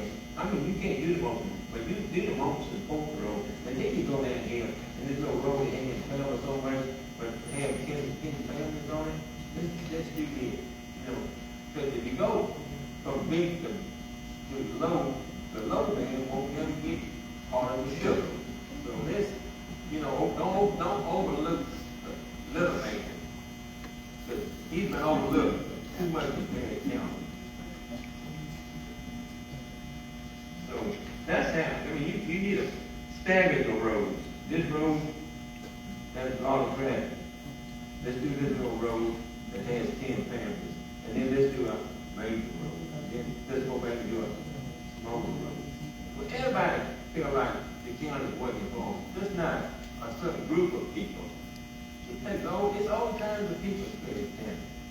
You know, rich people, middle-class people, and poor people. And the poor people need to be considered just like the rich person. Thank you so much, Commissioner Long. Same question for you, Dr. Donaldson. There have been several concerns about roads, transportation, and infrastructure. So what would be your prioritized infrastructure plan, and how will you ensure that your district sees progress in our promises? Like I said, first of all, we need to get out there and we can see the road. We do need to prioritize. You got to prioritize the roads. And also, we need to start looking at the roads got to think about infrastructure. You don't want to pave a road and then 2 weeks from now we got to dig it up because the water system is going bad. Because we didn't sit down with the mayor and we didn't have that conversation with him, and then we didn't work with him. True enough, the water, sewer might be, the mayor has his responsibility, we have all, but guess what? We all bathe in that same water, we all drink that same water. So guess what? We all need to pitch in and help fix it together. Not just sit there and go, you know what? That's not my responsibility, so I'm washing my hands up. Because I'm gonna tell you, for me, like you said, okay, they might have ethics that you can't do this, but since that young lady told me about that cover, I can look for her cover. And not because I'm running for office. My wife will tell you, I do things for people because it's the right thing to do. I prayed to God years ago when I was sitting in that house at 15 by myself with no lights and no heat. And if you bless me, I would bless others. And today I've been blessing others since God's been blessing me. And I might go out and do it on my own. And that's what we got to do. And then when you elect me, I'm going to tell you, you might see me out there digging a ditch with 2 or 3 other guys. Because I'm not too good to do it. I'm not a bug. And the people who see me out there knocking on doors, sweating. And some people will say, you know what, you're wasting your time. They told me that same thing during the doctorate degree. They told me that same thing when I joined the Army. And they'll tell me, you're wasting. I've been told I'm wasting my time running for this office. But guess what? That makes me even more determined to help fix this county. And the way you're going to fix it by holding my hand in the mayor's hand, the school board, the sewer, and everybody, and we all sitting down at the table. Because I'm going to tell you, like 3 times a year, I'm going to have a forum where all the constituents have a chance to just sit with me. I don't want no other commissioners there. I want them to be able to talk to me. I want them to be able to tell me what their problem is and how I should fix it. And I want them to have it right and possibly have a solution. And if they don't have a solution, give it to me because they pay me to find a solution. And I'm going to tell you, in 6 years, if I hadn't done anything but sit on my butt, you won't have to tell me. I will bow out. Because at that point, all I'm doing is taking money. And I'm not going to be that one to just take money. Like I said, I've done my due diligence. And right now, I'll be 62 in July. And I'm just trying to make a decision on whether to retire from MMI or not. Because I just like work. Thank you so much, Dr. Donaldson. All right, this question is going to be specific to your district. What is one issue within District 2 that you have seen persistent across multiple administrations? And what will you do differently to finally address it? Dr. Donaldson, we'll start with you. I know you all already know, you've heard me say about 3 or 4 times, infrastructure, water, and sewage. we have a problem with that. And you know what? I just think, and I might be wrong, tell me if I am. I just think it's unfair for us to leave them on the city. The children out, the young people out at MMI, they do physical training 5 days in the morning, a lot of them. They have told me, I said, well, like 6:15, you can hurry up and get showered, get down and eat. They'll tell me, I can't take a shower. I said, why? Because the water's on. So they have to go in there, do the best they can with a bottle of water. And then, how you think that look when they're from Nebraska, from Maine somewhere, I'm telling them that? But see, a lot of us say, I'm from here and ain't been nowhere else. I'm from South Alabama. I've been all over.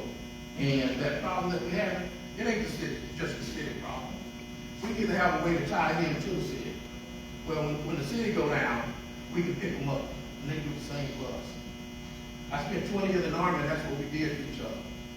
When one go down, the other one put you on his back, and he carried you. We got to be willing to do that. We got to be willing to help the city, help the school board. I did the ass valve a lot. I went out to Greensboro when they were throwing all the books away in the library. What kind of mess is that? For a city like this. I'm from a town that's smaller than this. This is a big city compared to my hometown. So you're giving me a lot I can work with. So the infrastructure, the water, the sewer, I think those we need to fix those first. Because when we start paving, we gotta pave the roads so we don't mess up our alignment and everything. But we gotta be real careful. We need to do a study so we find out where all the water lines, all the sewer lines are. And we study those lines. If they need to be replaced, we need to replace them before we pave that road. If not, we're just going to dig it up. And then we pave that spot. Now you got that big bump in there. So we need to have a 5-year plan, have a 10-year plan, have a 15-year plan. And then if I decide, you know what, I hadn't done enough, my person coming in behind me, I need to be a man enough to sit down with that person and help them get on track versus just leave them. Because it's not about me, it's about the constituents. And if I get in there, that's what I'm going to make it about. It's about you all, it ain't about me. None of it. What I do is going to help everybody else, and at the same time, it's going to help me. I don't have to drink the water and bathe. Thank you so much, Dr. Donaldson. Commissioner Long, you have the same question. I'm going to tweak yours a little bit since you've been in office. What is one issue in District 2 that has persisted across multiple administrations, in your opinion? What have you been able to do to finally address it? And if you have not, what would you do differently to finally address it? Okay, you talking about the water system. The water system is funded for the city. It's not funded for the county. The city gets funded and the county gets funded. You can't have money. See, you got two different, you got a city and a county.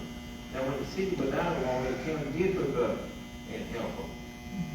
A city cannot, a county cannot come in the city limits and dig up anything and lay any water line. You can't do it. It's illegal. You cannot do it. You'll be all the penitentiary, drinking in the earth. You cannot do it. The city has their own funding for that project. Now I've been mayor for a long time and I know it. The county can, when you're in a state of emergency, look up to your water, which we did, but we cannot sit up here and dig up lines, put new lines, and all this, cannot do it. You know, it's illegal. That's the first thing. The city's funded, the city is the city of man in Perry County. And the city is in District 2. It's very little that the county commissioner can do in the city limits. You can't do nothing unless the mayor or the city county asks you to. And then you got to be careful what you do. This has to be the one you so, you know, that sounds good. People come with handcuffs on you. It won't sound too good then. And you got to ask for help. You got to want help. You don't want no help. Half the time we'll come to you. thank you so much, Commissioner. So we'll come now to closing statements. You each will have 2 minutes to give your closing statement. Dr. Donaldson, you went first with the opening statement, so Commissioner, you will go first with the closing statement. I'm asking anybody in District 2 to vote for me. A proven leader. A man that stays humble. A man who knows how to talk to you. A man willing to help you. I think when I was mayor, we never was out of water. I had a water company out. Never was out of water. You always had your trash picked up. You always had your city clean. So talking about the city clean, that's up to the city. When I first became mayor, I went to a conference and said, there's 2 things the industry looks at. They come downtown and look at the city, how clean it is. And then they go to the cemetery to see how well kept it is. If the cemetery is not well kept, and the city is not well kept, they get the first thing smoking out there because it doesn't have any self-pride. And that's just the way it is. 1 minute. So I'm asking, I'm not broken. You know me. Some folks say, well, you know, you get old, but I'm not that old. You know. So I'm moving strong and I'm moving hard. And I'm willing to serve the people another 6 years for Perry County. Every person in Perry County. I have people in other districts call me. I don't say you in other districts. I listen to them, and then I call the engineer, and I call another commissioner. I have them call me all the time. And I do that. I mean, I never had somebody call me that I didn't work with and get back with them. I had a lady call me not too long ago about a washout in the road, and I called, this last week, I called other commissioner. And she called and said, he ain't got anything with me. So I called her and said, you gonna call the engineer, I'm gonna call. Say, That's time. so, That is time. good, y'all. Stick with nothing. I'm not broken. Time, Commissioner. Thank you so much, Commissioner. Dr. Donaldson, you have 2 minutes. So if you want something here, you have to do something here. I'm gonna work hard. Like I said, I'm gonna bring it to you, Lord. I'm gonna work for you. I'm gonna be disciplined. Discipline, I mean by that is I'm gonna do what's right when nobody's looking. I'm gonna do what's right when nobody's looking, even if it's not good. Because that's what we do. I'm gonna respect. When we have a commissioner meeting and it starts at 5, let's say it starts at 5:30, we have the talking time at 5 o'clock. I'm gonna be, because I wanna hear what you gotta say. I've been in a couple of commissioner meetings. And they said it starts at 5, I'll get there at 5. Commissioner Harrison on there. And I asked him, I said, where's everybody? He said, don't start in 30 minutes. This is the time everybody gets to talk. The places I've been in the United States all around, including Washington. 1 minute. All the commissioners are there. And they have to be there. I will be there. But I want to hear what you guys say. Honor. I'm going to do what's honorable in front of your children. I'm going to show them how to act. Talk to them about the way they act. Not going to be afraid of them. Selfless service. What I do is going to be for everybody here. It's not just for me. It's not just for one group. It's for us all. Because I'm going to be selfless. And if I have to suffer in the process, then so be it. Integrity. One thing I'm in charge of at the school is the honor council. Do not lie, cheat, or steal. Or you have to go in front of my council and be punished. I live by that. Personal courage. I'm going to do things that other people aren't ready to do. So vote for me. No problem. Thank you so much, Dr. Donaldson. Thank you so much, Commissioner Long. Please give our District 2 candidates a round of applause. You still doing okay back here? How we doing? We good? All right, we're on the home stretch, y'all. Let's welcome our District 3 County Commission candidate, Mr. Donald Nichols. Let's give him a hand as he comes.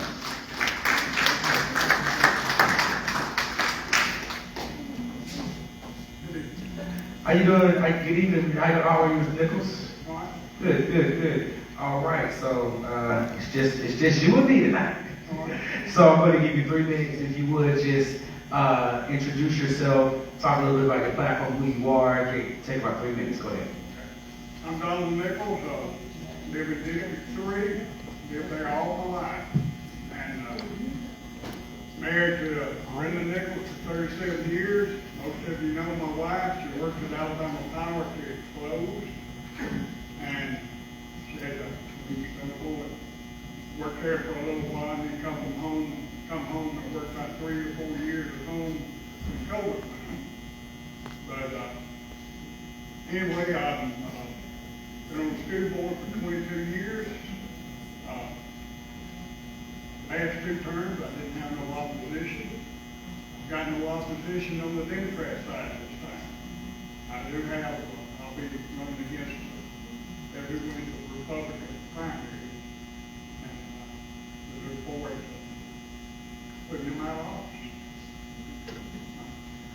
Thanks so much, Mr. Nichols, we appreciate you. So, you are the incumbent, correct? He's not. Okay, let me okay. All right, so as the same law for everyone else, there are some of the same questions that you will hear that you will answer, and then of course I have one question for specific for District 3, and then we'll go ahead and we'll finish this out strong tonight. So, Mr. Nichols, Perry County has one of the highest poverty rates in the state of Alabama. The Census Bureau has noted between 29.8 to 32.8%. What is a measurable economic initiative that you would lead within your district within the first year, and how would you plan it? Well, in District 3 is very rural, and we have, it's mainly a timber district. It's timber, I mean, that's our biggest thing in District 3. But most of our residents in District 3 work out of the county, and they have to go somewhere else to get a good paying job or whatever. But we'd like to see something happen in District 3 to bring that back, and where our people in District 3 can come back and have a job in Perry County with practice. Thanks so much for that. Speaking of how rural your district is, several residents in your district have raised concerns about roads, transportation, and infrastructure. And so what would you consider your prioritized infrastructure plan? And how would you ensure that your district actually sees the progress and not just promises? In District 3, we have many rural roads, dirt roads. I'd like to see us have better trained operators for the county, motivator operators. I'd like to see them learn how to ditch roads. Roads haven't been ditched in quite a number of years. And I think they need to learn how to ditch roads and move dirt the way it should be moved. And fix those roads to a standard that residents can get out where they live. So some of them have a hard time getting out because of the very rural road and dirt road not up to shape. Thank you so much for that.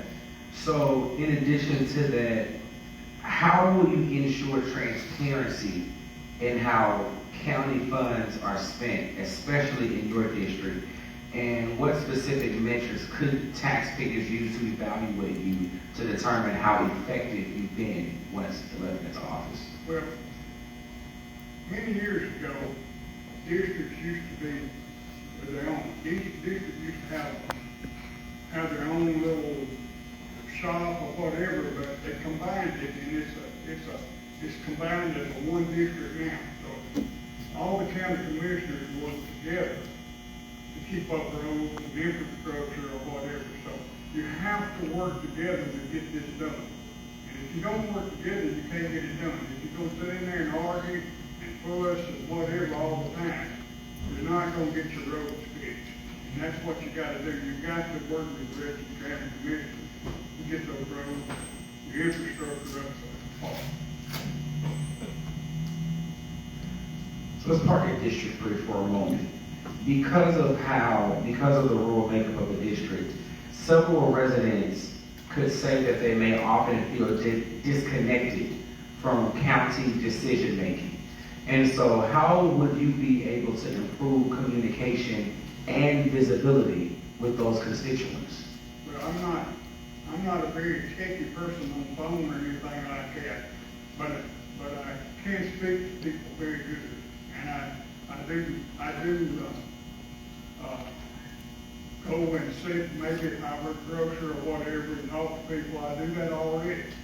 And go to those stores outside in our county, maybe church groups or whatever, and speak to them. If I need to speak to them, just let them know what's going on with the county and what their needs are. The population in Perry County, specifically in District 3, has declined almost to, and it has affected where the majority loss of the population in the county is within your district. And so, do you have a plan to stop the population decline or actually attract or try to keep residents living in those particular areas, especially those who may have young families or who may commute to and from there for jobs? Well, I think it's going to change over the years because in these bigger cities like Tuscaloosa, where these folks work at and everything, they're looking for a way to get out of these cities, Birmingham or wherever else, because of the crime rate. And folks are really actually moving back. And we look at, I think we talk about the census report. Every 10 years there's a census report. And you have to do that. And what's very important is, and I know a lot of folks don't fill out their census, but Perry County's going to get their funding because of this census from the federal government. And you need to fill out that census report. That will help us get more funding for Perry County if you fill that out and turn it back in. And that'll help our county better and get things done. I want to raise the same thing to you that the District 1 candidates, when I engaged them about population and the census, the same thing is, this is just something just to know, is where that E911, strengthening E911 in this county would be a huge game changer to ensure that your residents, especially those in the rural areas, are able to have their censuses receiving their addresses, because the GPS is a thing. And so that'd be a great opportunity, just putting that out there to you. I got one more question I want to bring in, and then we'll prepare to park this. What is your plan to be able to bring some form of investment or even some form of development specifically into that district? Well, our water department, make sure we got more water to these rural residents or whatever, make sure our water that we got now is upgraded. See if we can get grants to upgrade our water system or whatever. And I know it's already been worked on, do that. And if we do a little bit more and try to get a few more grants on that, I think it would help our residents pertaining to that, the quality of their life. And like everyone else with the Nichols, you have 2 minutes to provide us your closing statements. I'd like to go out, if anybody here is from District 3 or if you ain't from District 3, you know somebody in District 3. And we do have a commissioner that's on the Republican side of District 3. And I'm telling you, he needs to go because that's all he does is fuss and fight with the rest of the commissioners. And we need somebody that can work with these county commissioners together before we can get things done. And if we don't do that, we ain't gonna ever get it done. And we go out and other things I've done. I was a county commissioner many years ago. I went out on Fridays when the county didn't work. I got on motor grader and worked. I graded roads on Friday, and I'm willing to do that on Friday now. And I hadn't forgot how to operate a piece of equipment. So, but I'd like to go out and vote for me in November. 1 minute. November. I ain't got no opposition in the primary. But I'd like to go out and vote for me in November. And I appreciate your vote. Thank you so much, Mr. Nichols. Well, please give Donald Nichols a hand, round of applause.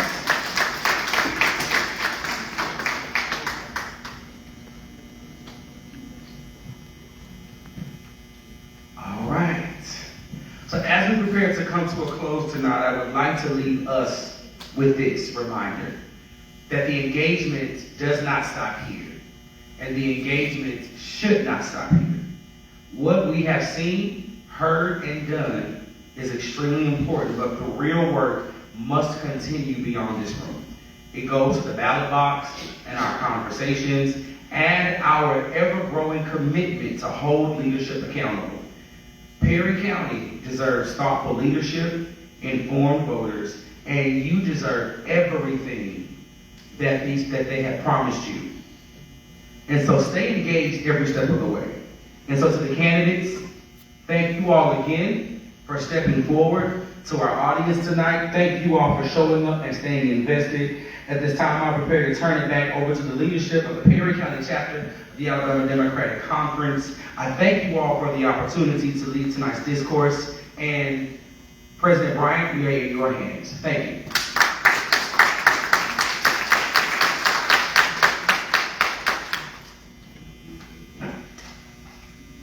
Let me, please, before I turn it over to the attorney, the announcements and the closing prayer by the chaplain, please join me in giving this young man a great round, stand ovation. He's done a wonderful job by him.